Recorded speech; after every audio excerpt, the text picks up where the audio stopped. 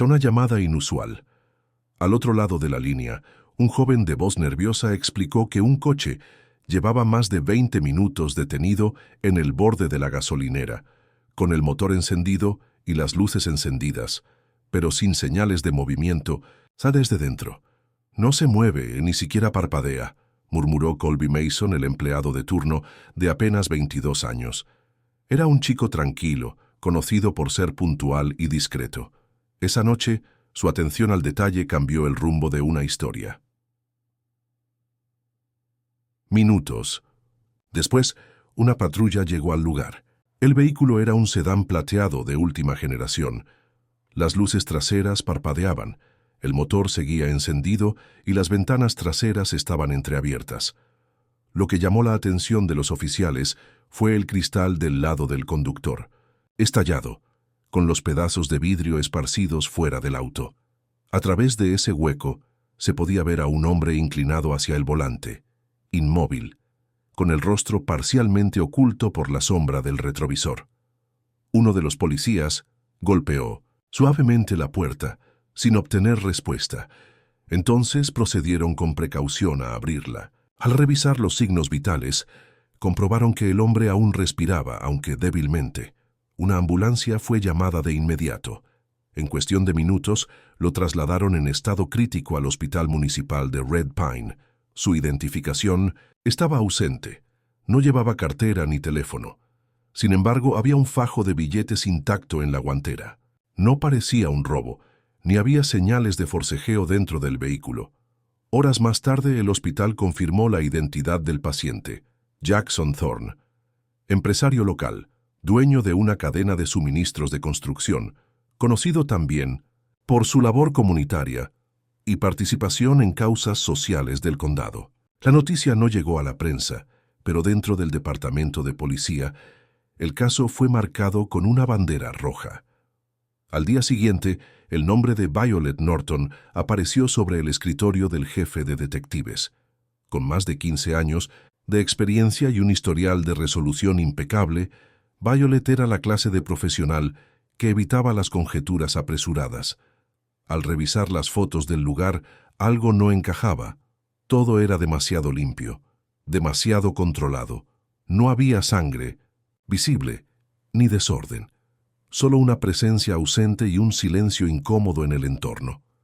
Ella no lo interpretó como un acto impulsivo. Al contrario, vio precisión, intención. Esto no era el resultado de un crimen callejero al azar. Alguien se había asegurado de que pareciera así. La investigación, pensó, debía empezar no por las cámaras de seguridad o las llamadas perdidas del teléfono ausente, sino por las personas más cercanas a Jackson.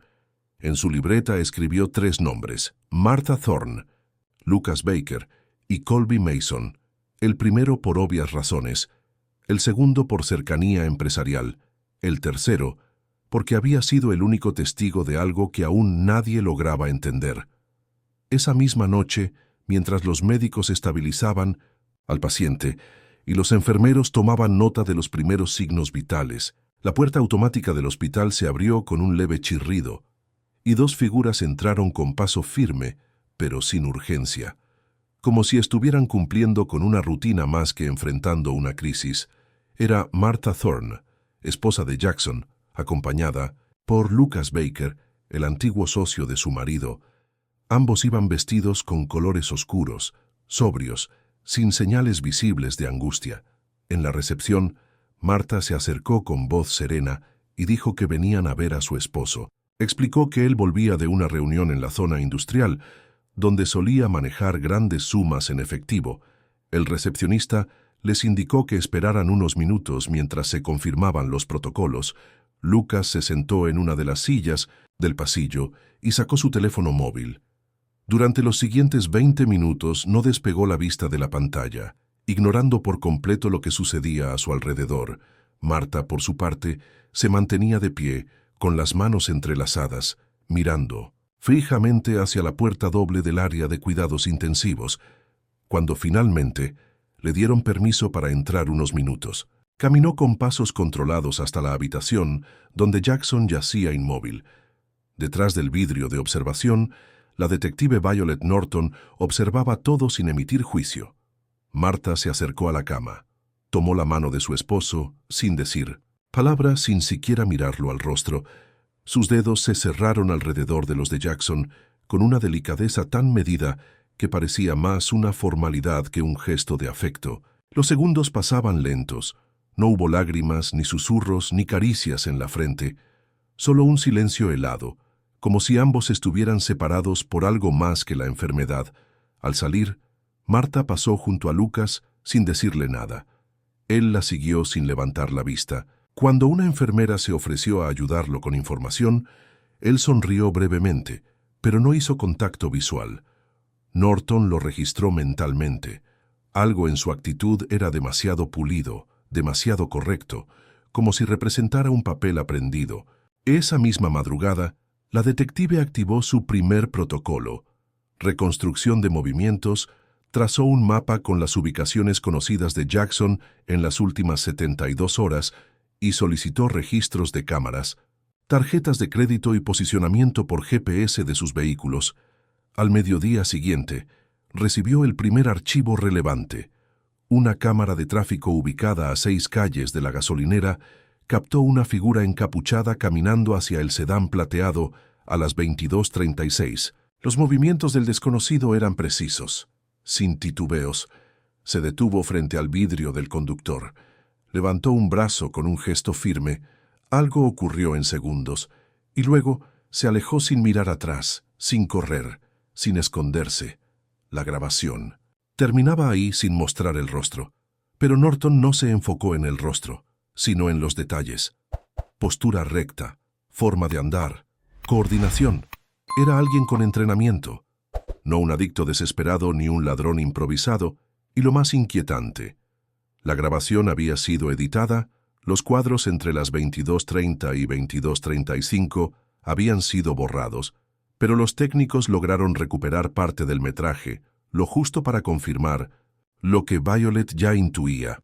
No fue un ataque fortuito, alguien estaba ejecutando un plan con precisión quirúrgica, y las emociones ausentes en la sala del hospital eran la primera pista tangible de que la verdad, como el atacante, caminaba entre sombras. El archivo de video estaba manipulado. Los técnicos lo confirmaron sin dudar. Faltaban 5 minutos clave justo antes del ataque. Alguien con acceso había intentado borrar las huellas, pero no lo hizo del todo bien. Violet Norton examinó cada cuadro rescatado como si pudiera encontrar una confesión entre los píxeles. En su mente, la hipótesis comenzaba a tomar forma. Esto no fue un intento de robo, fue un acto calculado desde dentro del círculo íntimo. Lo evidenciaban los detalles. Dinero intacto, la ausencia de huellas externas, la ejecución rápida y la falta total de caos. Incluso la posición de Jackson en el asiento parecía haber sido cuidadosamente alterada para dar una impresión distinta. No había señales de lucha, ni vidrios internos, ni puertas forzadas. Eso implicaba cercanía, confianza, acceso previo. Mientras tanto, el silencio se rompió cuando Lucas Baker desapareció. Dijo por teléfono que debía salir por negocios, pero no especificó ni el destino ni la duración. Norton solicitó la geolocalización de su celular y descubrió que cruzó hacia la frontera estatal y apagó el dispositivo por 2 días. Era demasiado conveniente para no sospechar. Al mismo tiempo, Martha Thorne cambió su actitud. Comenzó a hablar con la prensa local. Ofrecía declaraciones breves pero consistentes, siempre con el mismo discurso. Su esposo fue víctima de un ataque callejero. Pedía respeto, pedía privacidad, pedía justicia, pero nunca pedía claridad. Sus palabras eran suaves, medidas, sin grietas, demasiado perfectas, como si repitiera algo memorizado. Norton sabía que cuando las versiones se repiten tanto es porque temen que se caigan solas. Mientras tanto, Jackson seguía inconsciente, aunque estable. Según el último parte médico, los neurólogos afirmaban que su cerebro reaccionaba a estímulos leves, pero no despertaba. Norton comprendió que no podía esperar un testimonio directo. Necesitaba ir más allá. Por eso, solicitó al juez un permiso para investigar los movimientos financieros de la familia. Algo en su instinto le decía que el dinero era la clave. Cuando llegó la primera tanda de extractos bancarios, la pista apareció de inmediato. En los últimos 3 meses, había pagos mensuales a una misma empresa constructora de nombre desconocido. Los montos eran altos y constantes. Lo más revelador, todos llevaban la firma electrónica de Martha Thorne. Eran transferencias desde una cuenta de respaldo que Jackson había abierto años atrás. Originalmente destinada a proyectos de expansión, Norton hizo lo que siempre hace cuando encuentra una grieta. Aplicó presión, pidió informes fiscales, buscó registros contables y revisó los archivos notariales del supuesto proveedor. La empresa no tenía empleados, no tenía sede, no tenía contratos activos más allá de los firmados por Martha. Era una fachada, un conducto, una vía para mover fondos sin levantar sospechas. Y Lucas aparecía en uno de los documentos como consultor externo. El círculo se cerraba, pero aún no lo suficiente como para una acusación formal. Norton sabía que necesitaba más, mucho más, porque este tipo de casos no se ganan con intuiciones, se ganan con estructuras completas, con hechos conectados como huesos en un esqueleto. Y esa noche, al revisar nuevamente el video recortado, la detective se detuvo en un solo gesto. El atacante tocaba brevemente el cristal antes del disparo. No lo rompía de inmediato, lo tocaba como quien se asegura de que la persona dentro no se asuste. Era un gesto de alguien que conocía a su víctima, y eso confirmaba su mayor temor. Jackson abrió la ventana porque confiaba en quien se acercaba. Desde el momento en que los pagos falsos fueron confirmados y el video reveló un gesto de confianza previo al disparo, Violet Norton comprendió que la investigación debía entrar en una fase distinta. Pidió refuerzos y ordenó vigilancia constante sobre Martha Thorne y Lucas Baker. Los agentes se instalaron en vehículos discretos frente a la casa de los Thorne y en las inmediaciones del edificio donde Lucas tenía su oficina personal. Los primeros días transcurrieron sin nada inusual. Martha acudía al hospital cada mañana, entraba sola, se sentaba junto a la cama de su marido y no pronunciaba palabra. Pero al caer la noche, todo cambiaba. El patrón se repitió 3 veces seguidas. A eso de las 23:10, Martha salía por la puerta trasera de su casa, caminaba 3 cuadras sin mirar atrás y se detenía en una esquina sin cámaras cercanas. Allí un SUV negro la recogía. Las placas estaban parcialmente cubiertas y los vidrios polarizados. Dentro, los agentes identificaron a Lucas. El trayecto duraba entre 1 y 2 horas en dirección a una zona boscosa fuera del perímetro urbano. A su regreso, Martha entraba directamente a su habitación sin hablar con el personal doméstico. Norton solicitó el seguimiento por drones y confirmó que los dos se dirigían repetidamente a una cabaña sin registro reciente de propiedad. Un lugar apartado, sin cámaras ni electricidad visible. Era claro que escondían algo. Al mismo tiempo, en las oficinas de la compañía de Jackson, la contadora interna reportó la desaparición de documentos físicos de archivo, registros de ventas, facturas originales, contratos, todo correspondiente al último trimestre. Al principio pensaron en un error de logística, pero pronto descubrieron que faltaban carpetas enteras y que el acceso había sido forzado. La detective ordenó inspeccionar los ingresos y egresos de personal durante las últimas 2 semanas. Pero los registros estaban manipulados. Alguien había usado una tarjeta maestra para entrar sin dejar huellas.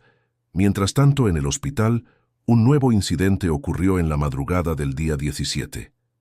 A las 3:12, un sensor de movimiento se activó en el pasillo del segundo piso, cerca de la habitación de Jackson. Cuando el guardia llegó no encontró a nadie, pero la cámara de seguridad más cercana mostraba a una figura encapuchada acercándose a la puerta del paciente. No se vio el rostro, ni las manos, solo la sombra recortada y un intento de ingresar de forma no autorizada con un objeto desconocido. El intruso se marchó rápidamente cuando sonó la alarma secundaria. El guardia patrulló el pasillo sin éxito y atribuyó el evento a un malentendido, pero Norton no lo creyó. Revisó la grabación fotograma por fotograma y notó algo inquietante. La figura vestía una chaqueta igual a la que Lucas llevaba 3 noches antes, un modelo raro con una mancha blanca en el puño izquierdo. Además, el tamaño corporal y la postura coincidían. Eso le bastó para trazar una conexión mental.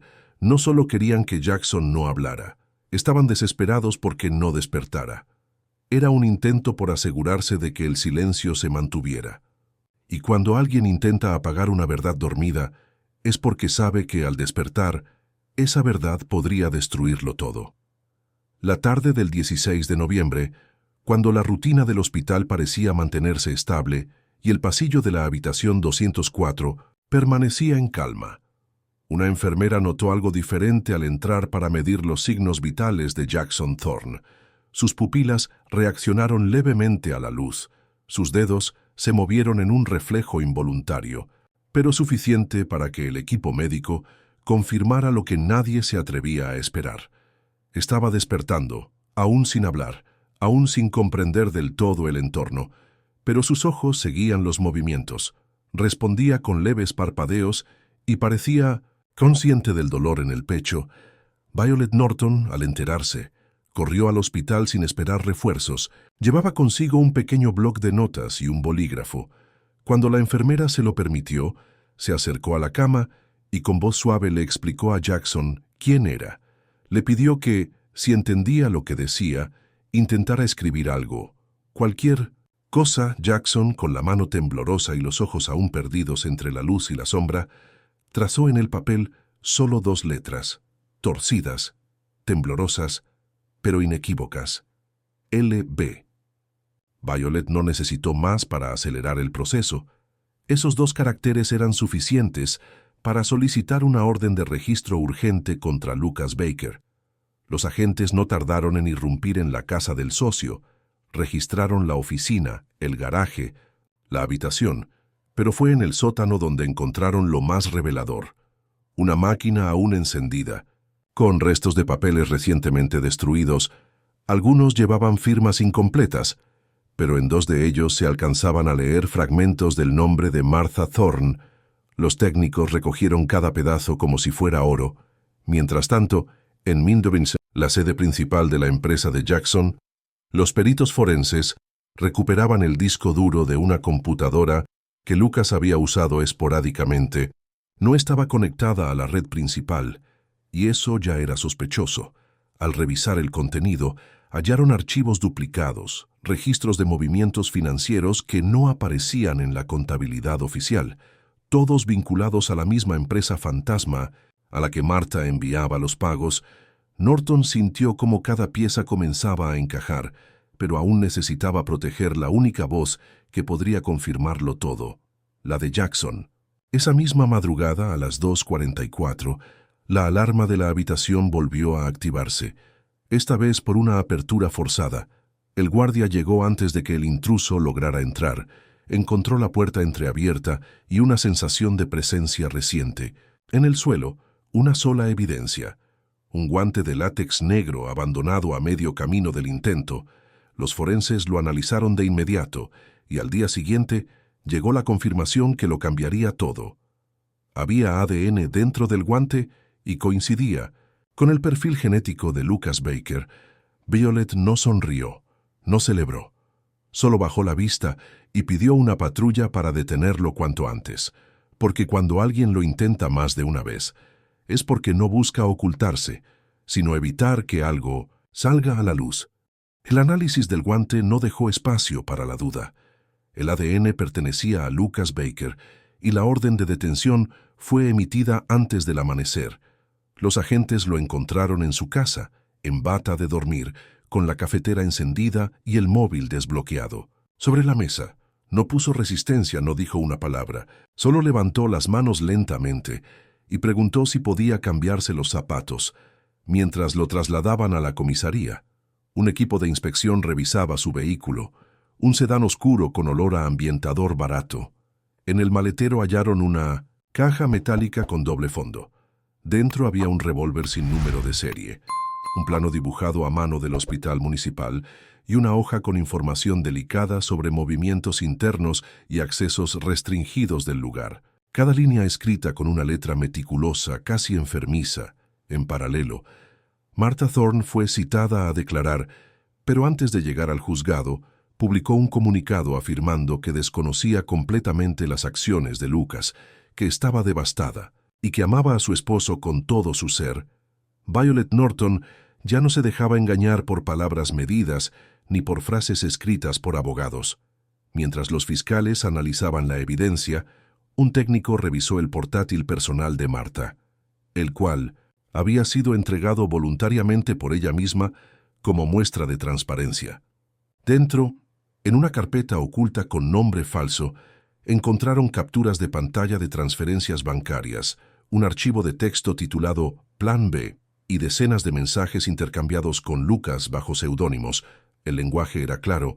Planeaban juntos, discutían montos, elegían fechas, corregían errores, y en uno de los últimos mensajes, Martha escribió: «Después de esto, todo será nuestro.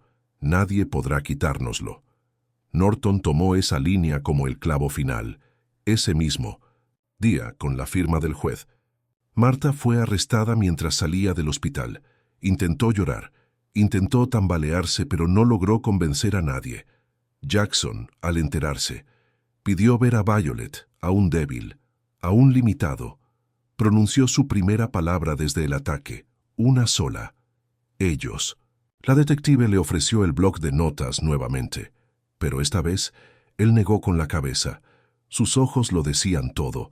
Ya no necesitaba escribir nada. Violet grabó el testimonio, corto, doloroso, suficiente. Los fiscales redactaron el informe. Los cargos eran múltiples: intento de homicidio, fraude, conspiración, destrucción de evidencia, abuso de confianza. Mientras tanto, Lucas se mantenía en silencio. Ni una confesión ni una negación. Martha, en cambio, alternaba entre lágrimas fingidas y súbitos ataques de amnesia selectiva. Ambos fueron trasladados a un centro de detención temporal mientras se formalizaban los cargos. La historia, que comenzó como un caso confuso de violencia nocturna, se había transformado en una red de traición tejida con dinero, ambición y una frialdad imposible de calcular. Violet preparó el expediente completo y lo entregó a la oficina del fiscal principal. En su interior, cada prueba, cada fotografía, cada mensaje, eran como ladrillos de una pared que caería sobre ellos en el juicio. La etapa de investigación había terminado. Lo que venía ahora sería público, implacable y definitivo. El juicio comenzó con una sala repleta y un silencio espeso que ni las cámaras de los medios lograban romper. En Red Pine no se hablaba de otra cosa. El caso Thorne se había convertido en un símbolo de cómo las máscaras pueden caer incluso en las familias más admiradas. El primer día fue dedicado a la exposición de los cargos formales: intento de asesinato premeditado, fraude corporativo agravado, conspiración para cometer un delito mayor y obstrucción a la justicia. Lucas Baker y Martha Thorne se sentaron, separados, sin cruzar una sola mirada. Él con expresión de mármol, ella con un rostro quebrado que oscilaba entre la derrota y la negación. Violet Norton ocupaba un lugar entre el equipo fiscal, no para hablar, sino para observar, porque conocía demasiado bien a ambos y sabía que el lenguaje corporal podía ser más revelador que cualquier testimonio. El tercer día, Jackson Thorne entró a la sala de audiencias en silla de ruedas, visiblemente débil, con la voz reducida a un susurro, pero con la mirada intacta. Cuando el juez le dio la palabra, pidió que le permitieran leer una nota escrita de su puño. Alzó la mano temblorosa y desplegó una hoja donde había garabateado con torpeza las frases que marcarían el caso. Habló de su sospecha creciente hacia Lucas, de las discusiones apagadas con Martha, de la forma en que algo en su entorno había empezado a cambiar meses antes del ataque. Mencionó su confianza traicionada, sus noches sin dormir por presiones financieras inexplicables y esa sensación final de estar siendo empujado hacia una ruina diseñada. Su voz apenas alcanzaba para pronunciar nombres, pero lo que dijo bastó para que todo el jurado lo escuchara, con atención inmóvil.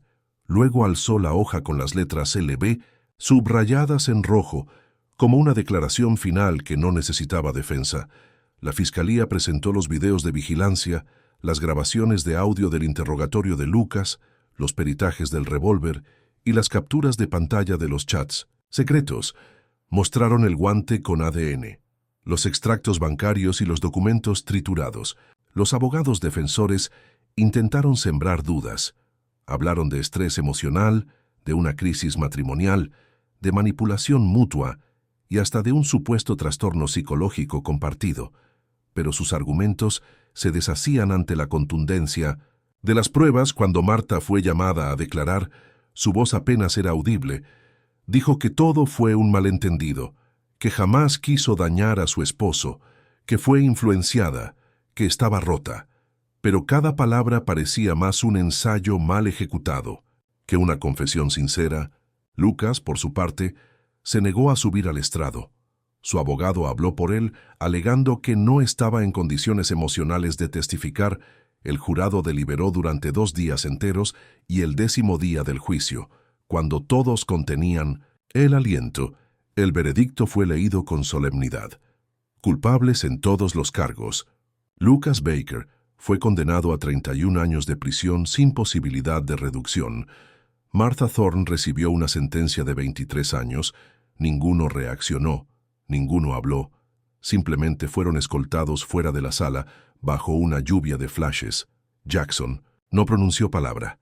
Solo miró a ambos por última vez, sin odio, sin tristeza, solo con una especie de vacío en los ojos que ni la justicia había podido llenar. Tras el juicio, desapareció de la vida pública, desconectó teléfonos, cerró cuentas, abandonó su casa y se alejó de todos.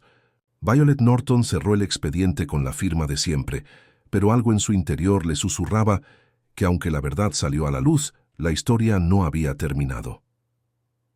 2 meses después del juicio, en pleno invierno, las noticias sobre el caso Thorne desaparecieron por completo de los titulares. La ciudad volvió lentamente a su rutina, pero hubo un nombre que no regresó a la vida pública. Jackson Thorne se había esfumado como si la sentencia final hubiera marcado también el fin de su existencia social. Se instaló en una casa alquilada a las afueras del condado, una vivienda de una sola planta, rodeada de árboles sin hojas y caminos embarrados que pocos conocían. Allí no había cámaras, ni visitas, ni llamadas. Los vecinos sabían que alguien vivía dentro por las luces tenues durante las noches y por la camioneta blanca que aparecía una vez por semana para dejar alimentos. Violet Norton intentó contactarlo en 3 ocasiones, una por carta, una por teléfono y otra en persona, pero nunca recibió respuesta. La puerta permanecía cerrada, las cortinas siempre corridas y el silencio era absoluto. La empresa de Jackson, antes una red sólida de materiales de construcción y apoyo comunitario, fue desmantelada en menos de un mes. Los empleados recibieron sus finiquitos sin explicación.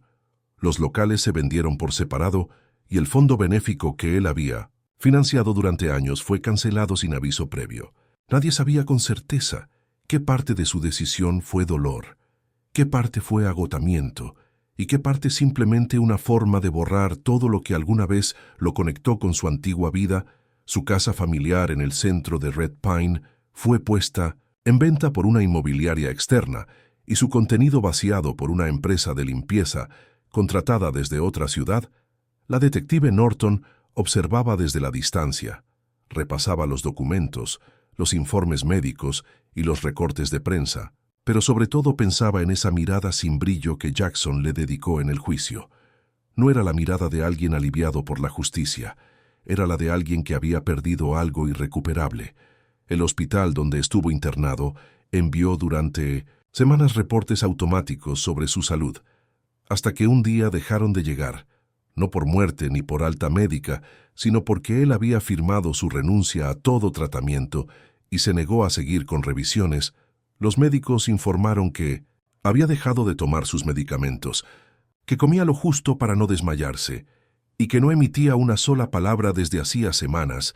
Su única rutina conocida era sentarse cada mañana junto a la ventana y observar el bosque, inmóvil, como si esperara algo que nunca llegaría. Norton entendió entonces que el juicio no había sido el final, sino el prólogo de otra clase de castigo, uno silencioso, sin barrotes ni cadenas, pero silenciosa, devastadora, sin fecha de salida, porque mientras Marta y Lucas ocupaban celdas físicas, Jackson estaba encerrado en una prisión emocional levantada por la traición. En ese lugar no existían las visitas ni la redención, solo el recuerdo de haber confiado en dos personas que lo conocían mejor que nadie, y que, precisamente por eso, supieron cómo destruirlo desde dentro, y lo hicieron tan a fondo que ni la verdad, ni la justicia, ni la vida después de la justicia lograron rescatarlo. El 11 de noviembre de 2024, justo un año después de aquella noche en que todo comenzó, la policía de Red Pine recibió una llamada inquietante de una mujer identificada como la propietaria de la vivienda alquilada por Jackson Thorne. Explicó que no había recibido respuesta a sus mensajes ni pagos durante 2 semanas, y aunque estaba acostumbrada a su silencio, algo en su intuición le decía que debía actuar. Cuando los agentes llegaron al lugar, el ambiente era tan silencioso que incluso el crujido de las hojas secas bajo sus botas parecía una falta de respeto. Forzaron la entrada tras varios intentos de contacto sin éxito y se encontraron con una escena inmóvil. Jackson estaba sentado en un sillón frente a la ventana, con la cabeza ligeramente inclinada hacia un costado y una manta sobre las piernas. No había señales de violencia, ni desorden, ni nota de despedida. Solo un frasco de pastillas vacío sobre la mesa auxiliar y un vaso medio lleno con agua estancada. En la otra esquina del mueble descansaba una fotografía enmarcada del día en que abrió su primera tienda, rodeado de empleados sonrientes, con su firma escrita a mano en la parte inferior. Los médicos concluyeron que había tomado una cantidad peligrosa de medicamentos. Sin signos de intervención externa, la causa fue registrada como un desenlace autoinfligido, sin intervención externa, pero Violet Norton no necesitó una etiqueta oficial para entender lo que había pasado. Fue ella quien pidió estar presente en el lugar antes de que retiraran el cuerpo. Llegó en silencio, sin uniforme, sin libreta, sin necesidad de tomar notas. Se quedó de pie frente a la puerta abierta, observando la figura sin vida de un hombre que había sobrevivido a una traición, pero no a sus consecuencias. Pidió que abrieran la ventana, esa misma donde Jackson había pasado sus últimos días mirando al bosque, tal vez buscando un final, tal vez esperando una señal. No dijo nada a los agentes, no formuló hipótesis, solo respiró hondo y salió sin mirar atrás. En su cabeza, el expediente ya no tenía más páginas. El caso estaba cerrado desde hacía meses, pero el cierre real acababa de ocurrir allí, en esa sala sin luz, sin ruido, sin testigos. Ningún medio se hizo eco de la noticia, ninguna nota de prensa, ningún obituario destacado. Red Pine había pasado la página y prefería no recordar. Marta seguía en prisión, sin emitir comunicados, sin recibir visitas, sin apelar su sentencia. Lucas, por su parte, había sido trasladado a una cárcel federal y mantenía la misma conducta silenciosa desde su ingreso. El entierro se realizó en total privacidad, sin público ni homenajes. La ciudad que un día aplaudió a Jackson por su compromiso social, ahora lo dejaba partir en la más absoluta indiferencia. Norton caminó de regreso a su auto, con un peso que no venía del fracaso, sino de la certeza amarga de que hay verdades, que incluso reveladas no salvan a quienes las sufrieron, y hay víctimas que no mueren por el golpe, sino por todo lo que ocurre después. El funeral de Jackson Thorne se celebró una mañana gris, sin campanas, sin discursos, sin prensa ni flores costosas. Solo 2 antiguos empleados se presentaron sin decir palabra. Permanecieron de pie bajo la lluvia con los abrigos empapados y los ojos bajos. No había familiares, no había música, no había memorias leídas en voz alta ni homenajes públicos. El ataúd fue descendido por trabajadores del cementerio sin ceremonia alguna, como si el silencio que rodeó sus últimos meses se hubiera prolongado hasta el más allá. Violet Norton no asistió, no por indiferencia, sino porque comprendía que no había nada más que pudiera hacer. El cierre no necesitaba su presencia física, El caso había terminado. El expediente estaba archivado, los culpables encerrados, la justicia servida sobre el papel. Pero el alma de la historia no se encontraba en los tribunales ni en los informes judiciales, sino en la pregunta sin respuesta que aún la perseguía. ¿Cómo alguien tan querido, tan confiado, tan comprometido, terminó siendo destruido por quienes más conocía? Samantha Thorne no solicitó permiso para asistir al entierro de su esposo, no envió carta, no hizo llamada, no pidió una flor. Lucas Baker tampoco se manifestó, ni siquiera intentó fingir remordimiento. Ambos continuaban cumpliendo sus condenas dentro de prisiones distintas, aislados uno del otro, unidos solo por la memoria de una traición compartida. La ciudad de Red Pine borró el apellido Thorne de sus calles sin intención explícita. Simplemente dejaron de mencionarlo, el nombre desapareció de los directorios, los negocios antiguos fueron renombrados, la fundación solidaria cerrada nunca fue reactivada, y las pocas placas conmemorativas que quedaban fueron retiradas por mantenimiento y jamás devueltas. Jackson, que un día fue símbolo de esfuerzo y superación, se convirtió en un recuerdo incómodo, en una historia que los vecinos evitaban contar. Norton entendió con el tiempo que esta no era una historia sobre un crimen, sino sobre cómo la cercanía puede transformarse en una amenaza mortal, sobre cómo el amor, cuando se convierte en cálculo, en manipulación y codicia, deja cicatrices más profundas que cualquier herida física. Jackson no cayó solo con el disparo, ni el día del juicio, ni siquiera el día que dejó de hablar. Comenzó a perderse desde que entendió que había depositado su confianza en quien no debía. Y, confiado su mundo a manos ajenas, el veredicto del jurado no reparó eso. Ni la cárcel pudo restaurar su vida ni borrar la sombra de la traición. Por eso Violet, cada vez que pasa cerca del bosque donde Jackson se recluyó, baja la velocidad del coche y mira hacia los árboles, no buscando una señal, sino recordándose a sí misma que algunas verdades, aunque necesarias, no curan, solo exponen lo que ya estaba roto, y que a veces el castigo más cruel no es la prisión, sino el vacío que queda cuando ya no hay nada, ni nadie en quien creer. Gracias por ver esta historia. Explora complejos dilemas morales, el peso del pasado y las consecuencias de ocultar la verdad. Esta trama invita a reflexionar sobre el poder de la elección y la responsabilidad por nuestras acciones. Esta historia es una obra de ficción y no está basada en hechos reales ni en personajes reales. Su propósito es generar reflexión sobre cuestiones morales y éticas y no justificar ni aprobar las acciones de los personajes. No apoyamos ni justificamos las acciones del protagonista, en particular sus intentos de ocultar la verdad y evadir la responsabilidad. Al contrario, la historia muestra cómo las decisiones mal tomadas pueden tener consecuencias devastadoras y resalta la importancia de la honestidad, la responsabilidad y el arrepentimiento. Invitamos a los espectadores a no imitar ninguna acción destructiva o ilegal descrita en la historia. Si usted o alguien que conoce se encuentra en una situación moral o vital difícil, no dude en buscar ayuda de profesionales o de organizaciones de apoyo. Recuerde que la verdad y la responsabilidad siempre son la mejor elección.